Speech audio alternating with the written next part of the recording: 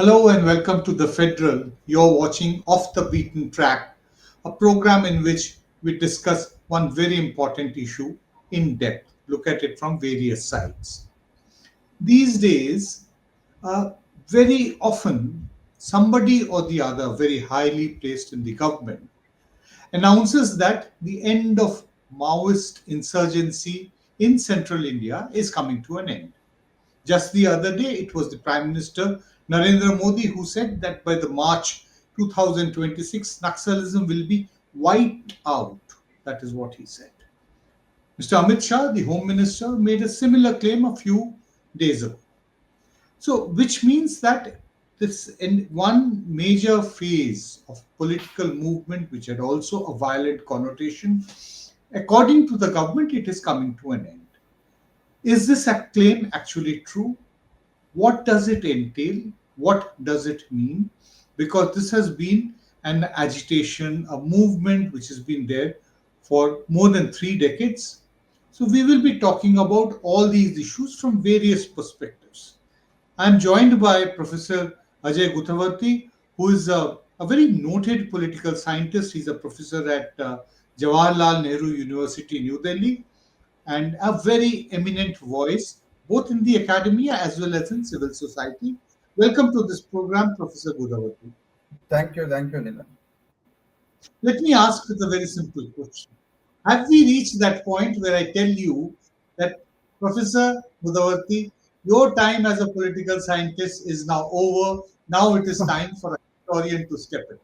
That we now have to start writing the history of the Maoist movement, Naxalism, various other, if you want to use the slurs which have been used, urban Naxalism, etc., that it's over. Now is the time to write the history. Look, as I pointed out, once you call it a movement, the question that we have to really ask is what Yes, constitutes a movement, right? What that's right. constitutes a movement? It is not just the Maoists themselves. I mean, and nobody has a number as to how many Maoists exist in this country, how many, as they call dastas or dalams or squads exist in this country. The key point we need to really raise is that how much of social support and social base does this movement have? That I think is a Right. key no point to answer your question. That is it over?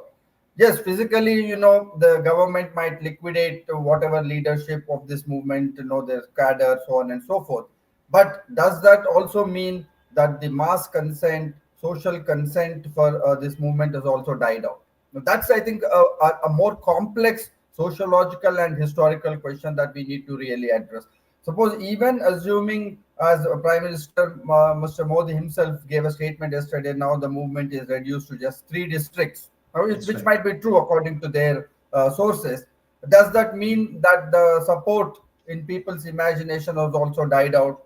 Is there no possibility that these movements with these demands that they were catering to can reappear in some other form, in some other mode?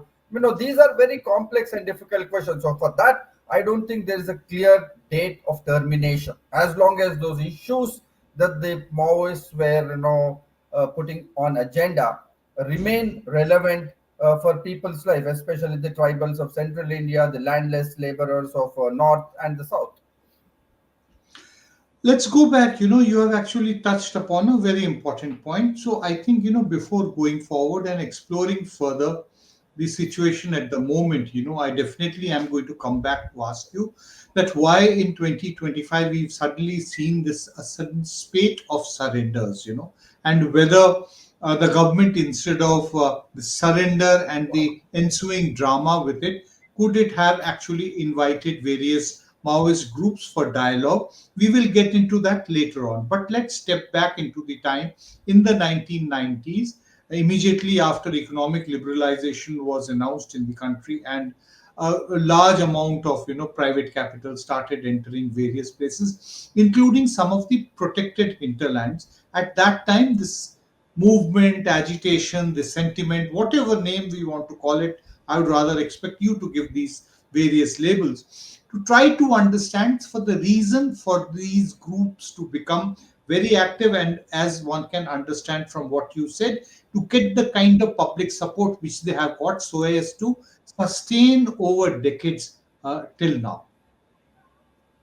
Absolutely, and that's the. I think they presented an alternate model of politics and governance, whether one likes it, whether one dislikes it, and that Okay. was catered to the most marginalized voices that nobody else could reach out and mobilize. No centrist party, no mainstream political party, no was willing to raise those questions of, for instance, land redistribution. I mean, socialist pattern of society, Nehru had that, but no, Congress never went ahead except Bengal and Kerala. India did not Hmm. have land reforms, right? So they began Right. with those demands, as you know, from the state you belong in 1967. They broke onto the scene, and then they spread across India from Bihar to central India to southern India to right up to Tamil Nadu. So those Right. demands, or the question is that those demands of land redistribution, as we have seen, as you rightly pointed out, post 90s, we have seen a tremendous expansion and rise of agrarian distress in this country. From Exactly. Maharashtra's Vidarbha to Telangana to Bihar to Punjab, you have witnessed massive farmer suicides, which, I mean, data says anywhere between 5 to 10,000. There have been regular farmer suicides. So there has Hmm. been deep agrarian distress.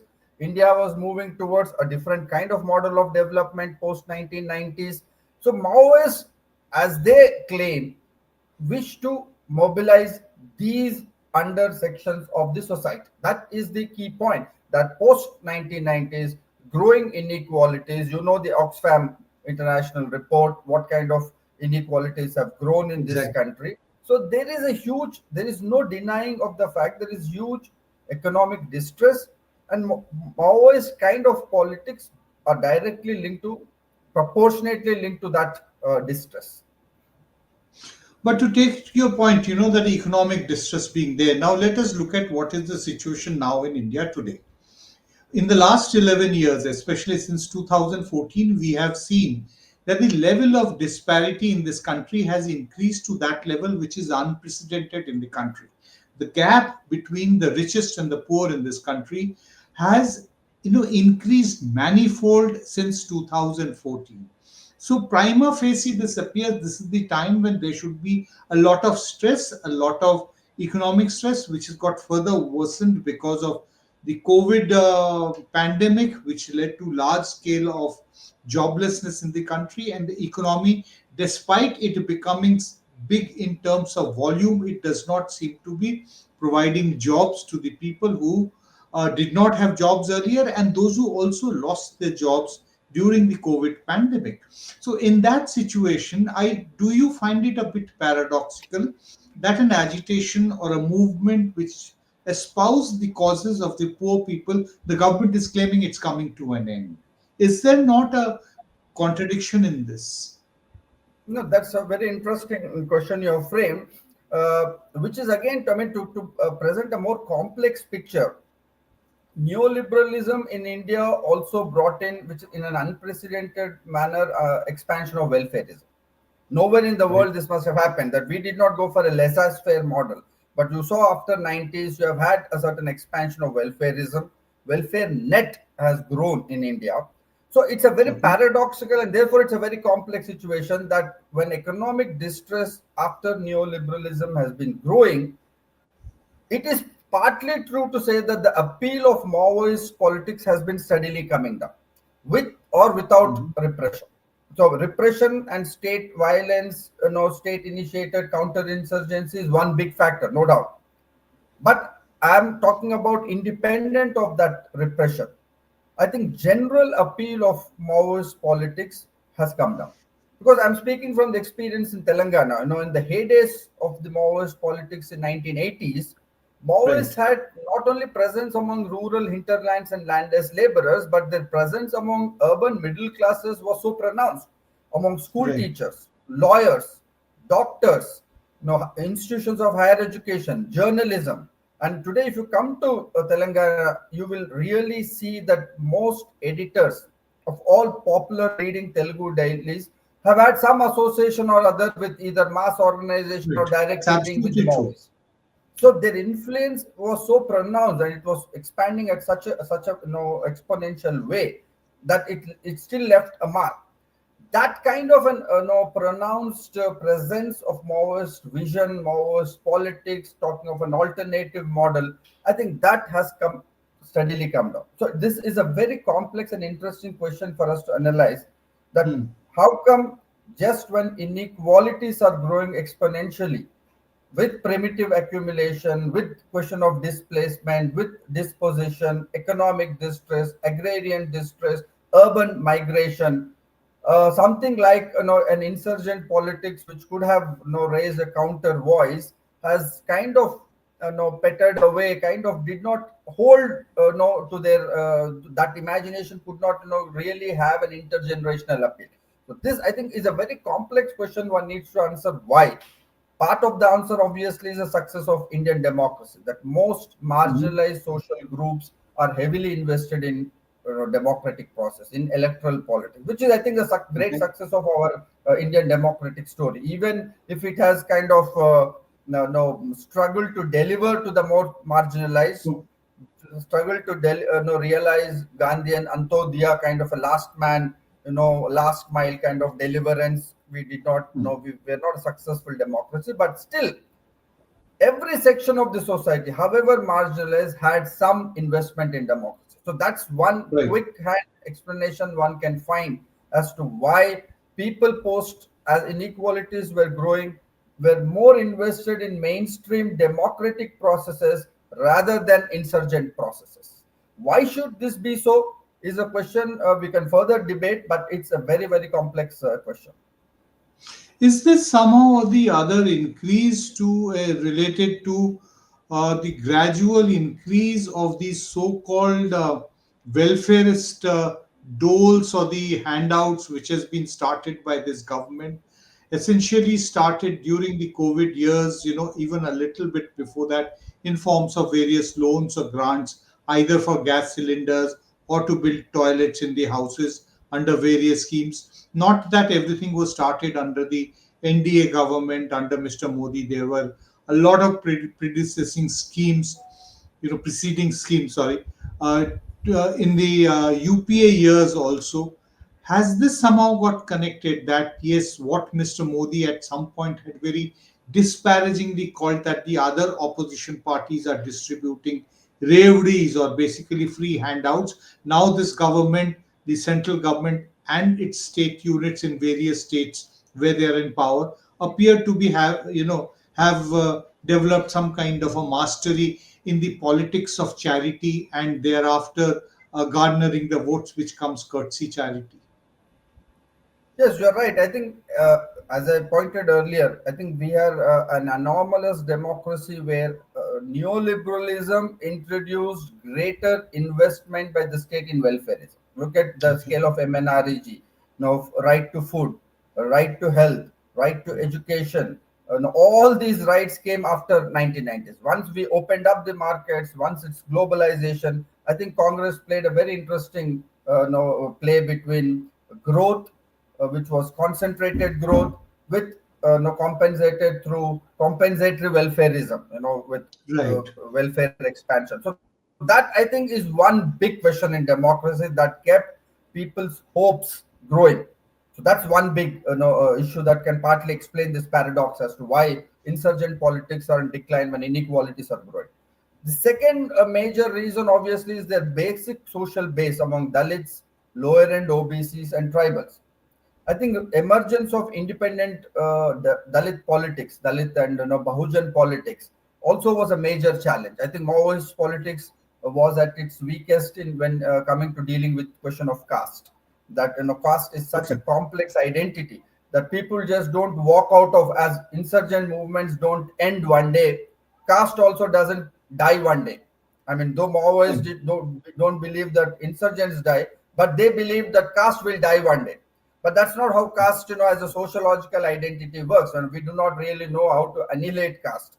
So people used caste identities, independent caste mobilizations grew, and I think that's one big way where their basic social base, which kind of a natural social base they would have had otherwise, I think got knocked off. Also, the call that Ambedkar himself thought that that Dalit Bahujan should be invested in constitutional means rather than in violent insurgent means. I think Ambedkar made no didn't mince words. He was very very clear in his vision that violence is not a way that Dalits and Bahujans would benefit.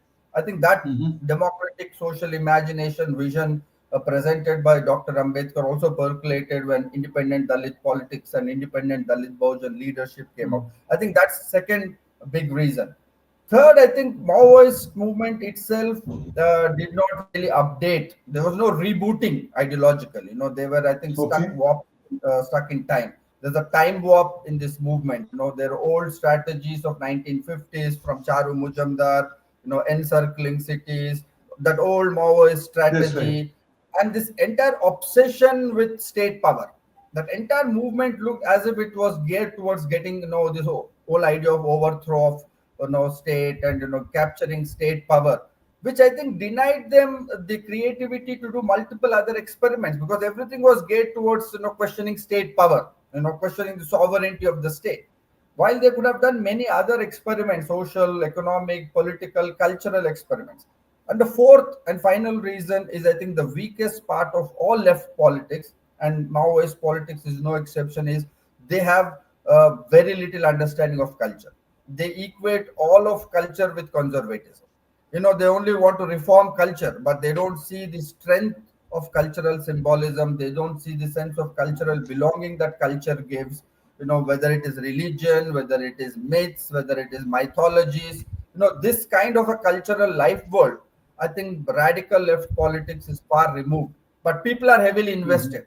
So if you have a movement like the Hindutva movement, which so Right. powerfully brings up that cultural symbolism, I think these movements look rather weak. They look very alienating, too distanced. I mean, they might be articulating one part of your experiential life of economic distress, Hmm. but there is the other huge cultural life, a sense of belonging, your cultural identities, your caste identities, your religious identities, all that. I think by and large, left politics is very very weak, at least in Indian context, in terms of articulating. I think all those reasons by and large, I think, led to this paradoxical situation where Maoist politics were under almost terminal decline. Right. No, Right. and this was the last kind of a straw on camel's back. This kind of what we witnessed in Operation Kagar, mass killings, surrenders. All this, I think, is the last bit. That's not the crisis. Actually, that is the last outcome of a crisis that was brewing in For a insurgent long politics in time. India. Yes. For a long time.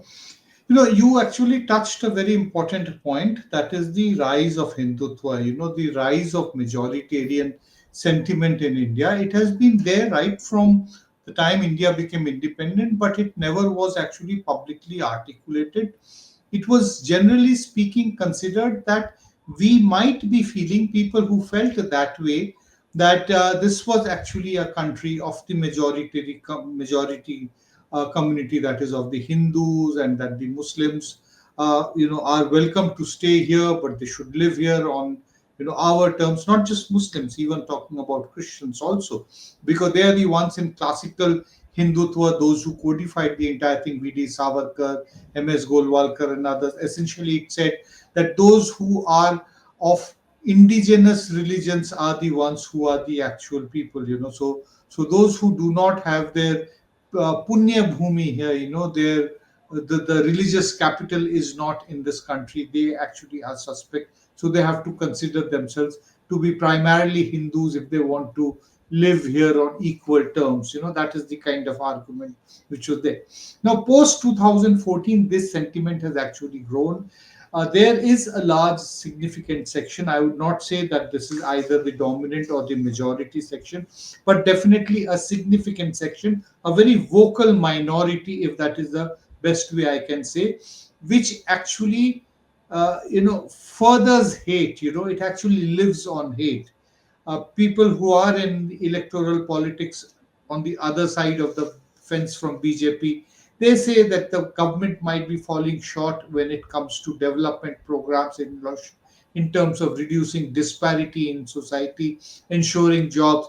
But at least they have been able to do one thing very correctly, which is that they have been able to constantly keep on generating hatred towards the religious minorities in this country, that the message going out to the majority community is always that we have sorted out the religious minorities.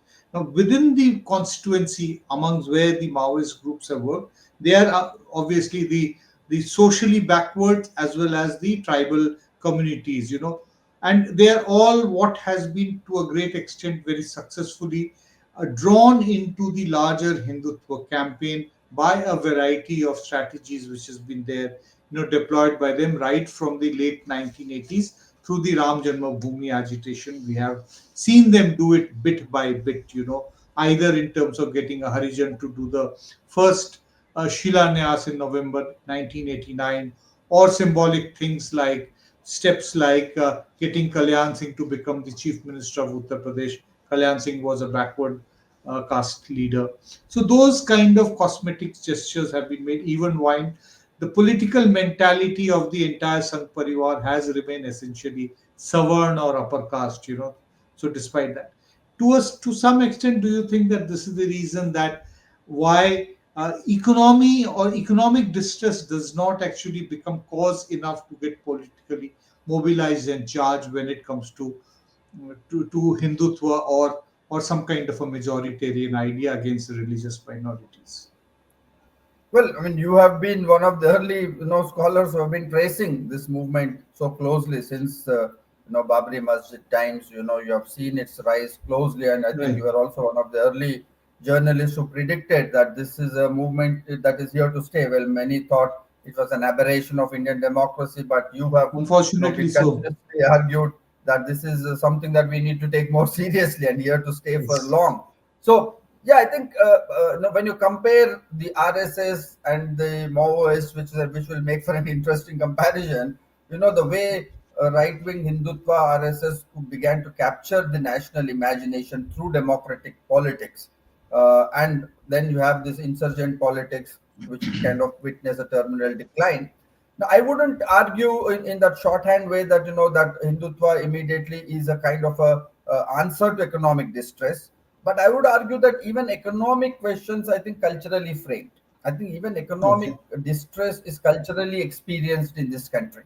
For instance, if you take demonetization, suffering Yes. was elevated, right? Universal.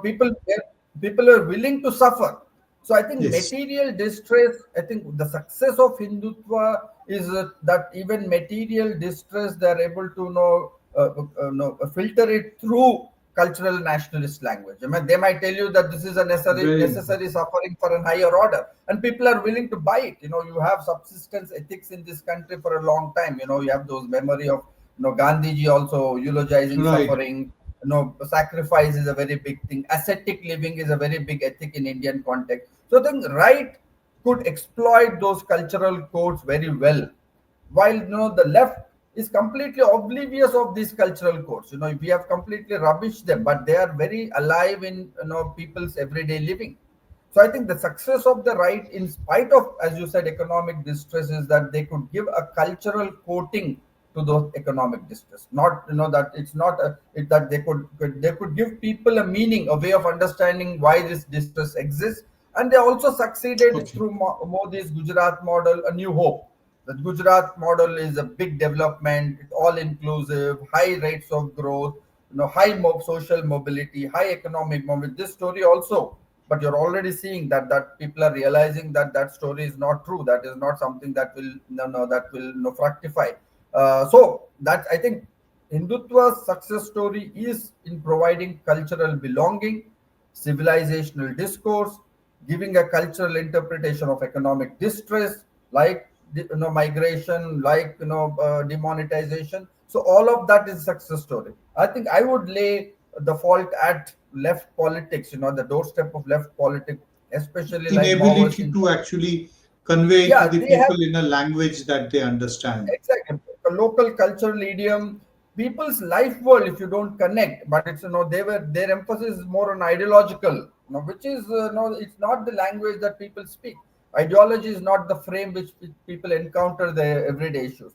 Beyond ideologies, there is a life world. You need ideology to kind of connect to those life world, cultural codes, which I Right. think left did not do properly. Right.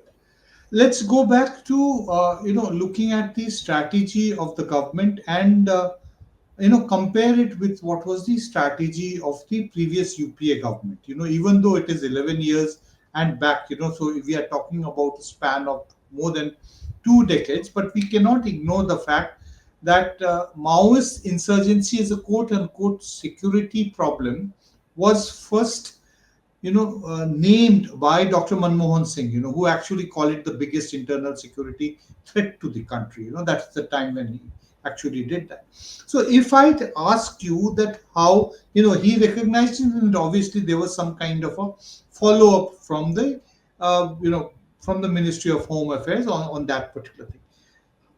To what extent, or what are the differences in the strategy do you see of the previous UPA government and this particular present government? I mean, the core approach, there is not much of a difference. Both the previous UPA and this have treated this essential as a law and order Law problem. and order That, problem. yeah, that I think stays, across board, across governments. In fact, they are almost compelled to treat it that way because that is the only thing that legitimizes repressive methods. Right. But one difference I would say is that under UPA, they were at least willing to listen to the idea of peace talks. They were Hmm. willing to listen to independent voices. Like 2006, they formed the Bandopadhyay report. You must be knowing that That's right. 2006 report, where the That's right. Bandopadhyay committee pointed out that it is basically deprivation, land, non-implementation of minimum wages. These are some of the issues they pointed, which they said that if government is able to settle these issues, Maoist kind of insurgent politics will die a kind of a natural death. So Congress at least was willing to listen to this. 2004, as you know, they made an experiment with peace talks in Andhra Pradesh. The Rajshekar Reddy government went for a direct peace talks where party officials came and they Hmm. discussed certain core issues. So that's one thing. Generally, civil society voices were heard. Whether I mean they were treated with certain respect. Today's government, I think, there's a blanket, for intellectual civil society, it's urban Naxals. With insurgents, I think it is a question of using extreme repressive methods. Of course, modern technology, the drone technology, satellite imaging is helping them to locate movements of these squads within the forest areas, and they think that all-out elimination is possible. I think somewhere in the Congress government, they had a certain socio-historical understanding along with that law and order thing, where they thought that insurgencies don't die like that. You just simply cannot kill. There is no Right. historical evidence anywhere in the world where no insurgencies have been killed through violence. Insurgencies die out for other sociological and historical reasons, not because of violence. In fact, when Salva Judum Yes. experiment was used, you would know that there was more recruitment for the Maoists. All these Yes. counter-insurgency techniques. It was They counterproductive. yeah, they actually prove counterproductive. There are reports which show that during Salva Judum there is in fact more demand to recruitment for Maoists. Hmm. Counterinsurgency also begins at one stage, at some stage, legitimizing collateral damage.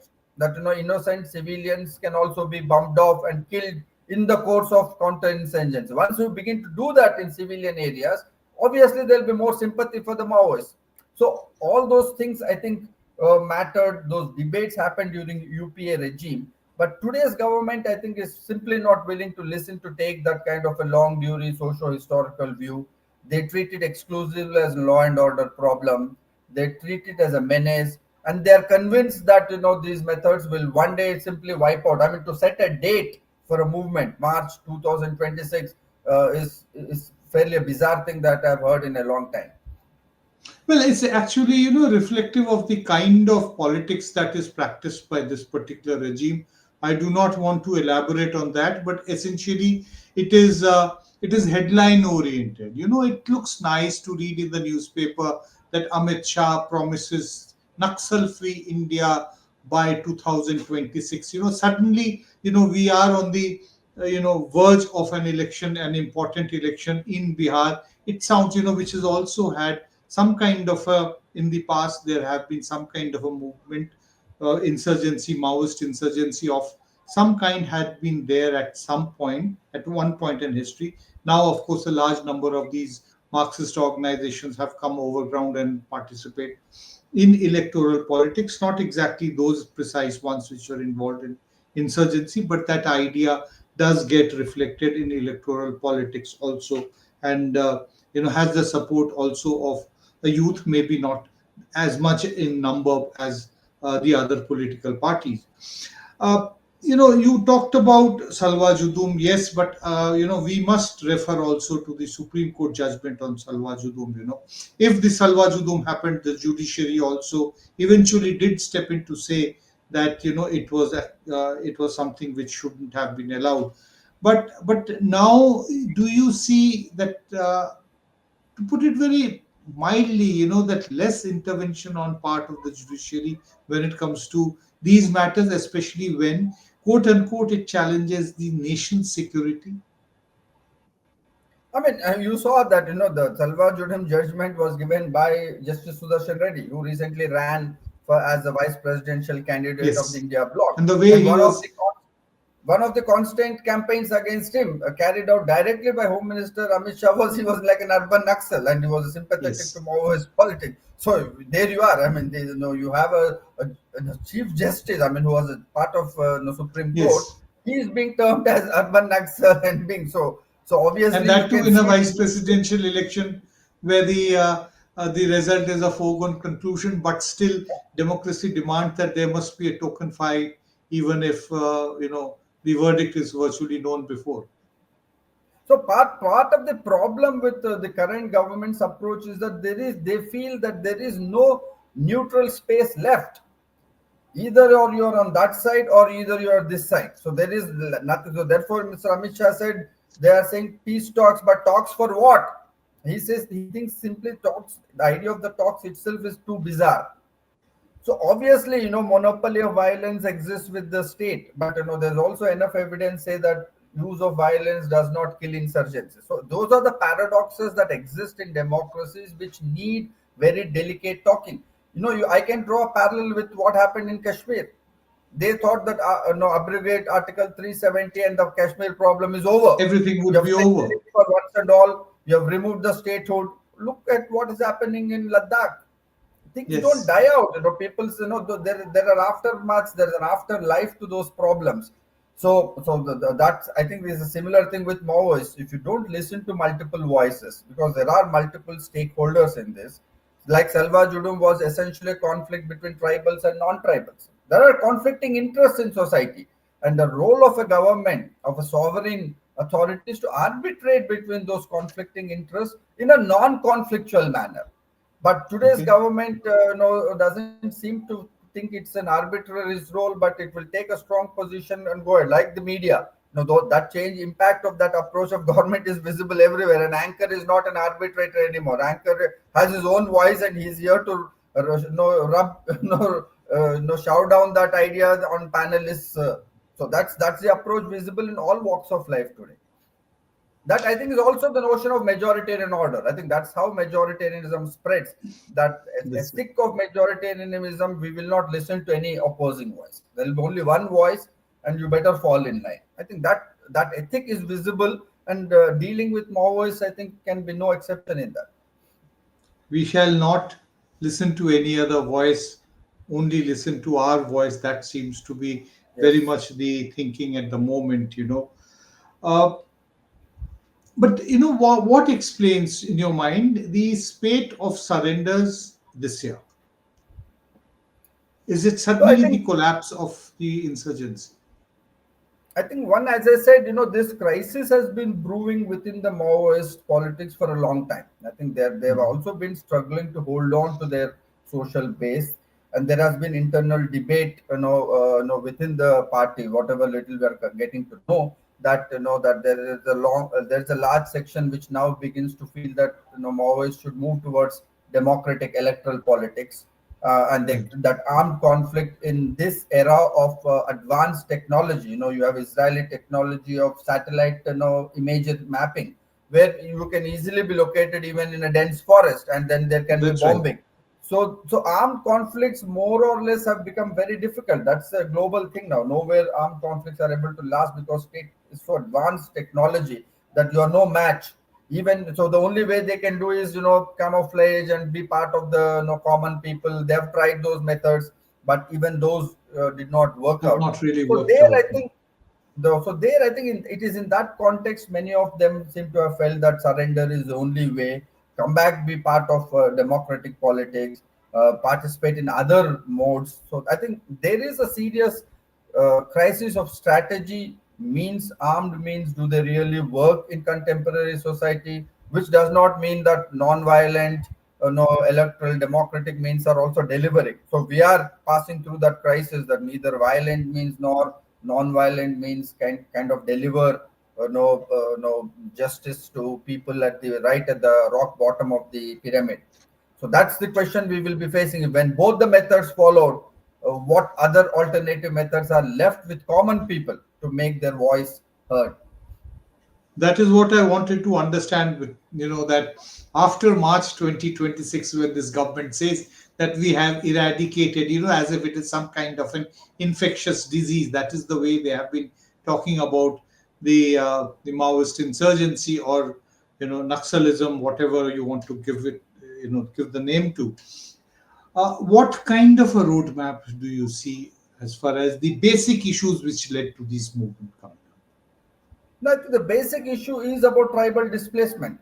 Tribals of central India are sitting on mines worth of lakhs of crores. That is the key. And extractive capitalism by big time corporates like Vedanta, like Mr. Adani's interests are very squarely linked to these minerals. Now, the point is, if the government is smart enough, it will at best try to make these tribals part of stakeholders of that mining and so-called development process. But if not, and if they completely go for large-scale displacement, dispossession, kind of old 19th century primitive accumulation model, then my hunch is that there will be resistance in other forms. It's very difficult to comment at this stage what form will those resistance take, but that Right. issue will remain because tribals have inhabited these lands for centuries. And even under Congress, Mr. Chidambaram, using eminent domain, said that in national interest we can extract resources if displacing people who are sitting on those resources. If Right. that is the logic you go ahead with this extractive capitalism and an extractive mining process, then obviously there are lacks of tribals. What would happen to their basic lives? Will they be displaced completely? Where would they go? Where will they be accommodated in alternate economies? As it is, modern economies are it's a jobless growth model. Where will these lakhs of people be accommodated? Where can they move? Will they move as cheap labor to Right. contiguous towns and cities? Those are all the questions, and it will become a fairly anarchic process. So I'm only hoping that this government will, hear to some sensible voices on the ground, kind of consult development economists that even if they are going in for mining, how do we accommodate those tribals? I mean, at least make them part of the stakeholders, build educational institutions, give them modern health facilities. Because intergenerational shift has happened among tribals. Even they want these modern That's right. amenities. So will they be part of that? That is, I think, immediately the big question we'll have to wait and watch in the next 10, 15 years. That's what we're going to witness. Yeah. So there is a lot of, wait and watch which has to be done, which means that people like you and me, we will have to keep on talking to be able to see that what is happening, how it is being, how people are responding to the new developments. A few organizations actually putting up the signboard of saying that this political shop has now been wound up would not really mean winding up of the political sentiment which led to it prospering at some point in our history. It definitely is not yet that point in our society's development where we say, let's move aside because it is now time for the historians to come and write the history of this entire phase. We will have to keep on analyzing. Thank you so much, Professor Gudavarthy. You have really explained it very well in a very lucid manner, and I'm sure that the audience which has watched this program would have been immensely benefited to understand one of the most complicated and thorny issues which faces India at the moment. Thank you so much. Thank you. Thanks a lot for having me.